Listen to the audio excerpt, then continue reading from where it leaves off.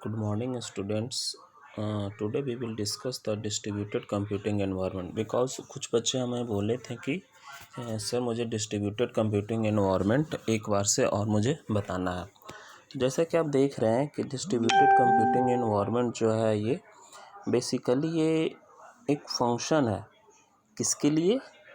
Client server application को run कराने के लिए ये एक फ्रेमवर्क और ये एप्लीकेशन प्रोवाइड करवाता है। ठीक है, तो नाउ जैसा कि हम जानते हैं कि अब ये फ्रेमवर्क है, तो फ्रेमवर्क में हमें सिक्योरिटी भी प्रोवाइड करवाएंगे, ये मैनेजमेंट भी रहेगा और थ्रू आउट यूज़र और सिस्टम के बीच में एक ये इंटरैक्शन या इंटरफेस का भी काम करेगा। तो ये बहुत सारे लेयर्स है इसमें, जैसे सबसे फर्स्ट है application layer, then security management. Security management के बीच में आप देख रहे हैं कि 4 लेयर आ रहे हैं। जैसे फर्स्ट में distributed services concurrency control, that is मतलब ग्रुप मैनेजमेंट भी होता है एंड और चीज़ भी है।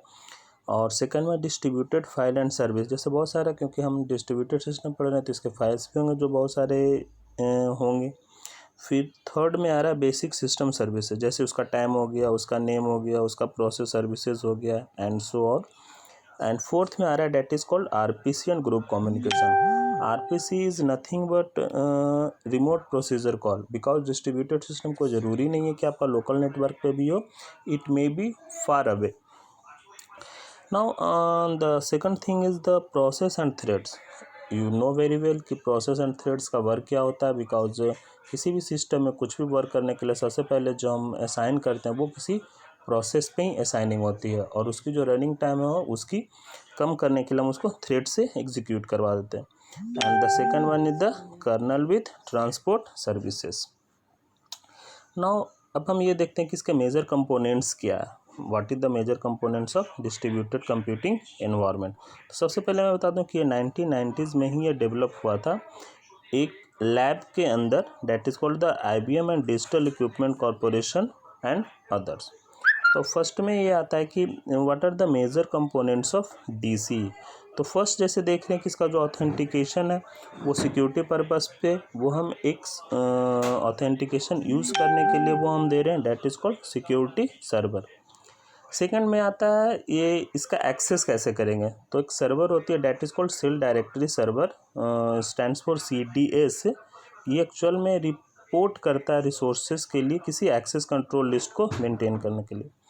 Now the third one is the distributed time server. ये जो लोकल टाइम होता है वो लोकल टाइम का एक्चुअल में वर्क क्या है, तो वो किसी भी वर्क को एक्यूरेट करने के लिए हम लोकल टाइम यूज़ करते हैं और through out in distributed system ये क्या हो जाता है आपका पूरा का पूरा ग्लोबल क्लॉक में ये कन्वर्ट हो जाता है। इसीलिए इसको बोला जाता है कि डिस्ट्रीब्यूटेड टाइम सर्वर। इसका मेन फंक्शन ही यही है कि उस क्लॉक को एक्यूरेट करने के लिए।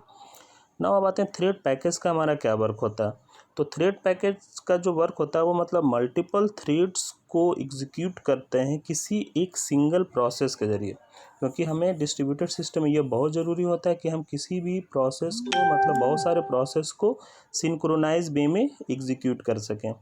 तो इसीलिए हम उसके क्या यूज़ करते हैं, थ्रेड पैकेज।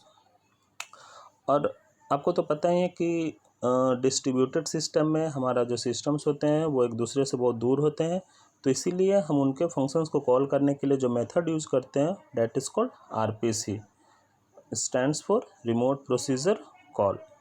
एक्चुअल में जब आप लोग जावा पढ़ रहे होंगे तो जावा में ये RPC और RMI मेथड्स बहुत ज़्यादा यूज़ होता है। Okay, now the next is the name service. Name service is nothing but it is the global directory services and global directory agent, and also it is called the cell directory services। Actual में जो naming services है वो distributed system में ही work होता है। Now the last one is the security services. Security services कुछ नहीं है, सिक्योरिटी सर्विसेज का मेनली पर्पस ये होता है किसी भी कंप्यूटर सिस्टम में कोई कहीं से भी आपसे पूछे कि what are the uses of security system, तो इसका बस एक ही काम है कि ये आपके सिस्टम को प्रोटेक्ट करे, आपके रिसोर्सेज को किसी इलीगल अटैक से या इलीगल एक्सेस से उसको बचाए। इसीलिए इसको बोला जाता है it provides the tool needs for authentication and authorization to protect system resources against illegal accesses. तो ये आपका डिस्ट्रीब्यूटेड कंप्यूटिंग एनवायरनमेंट जो आपको क्लाइंट सर्वर एप्लीकेशन में किसी एक फ्रेमवर्क या टूल किट की तरह ये यूज़ होता है। ठीक है, ओके गाइस, थैंक यू।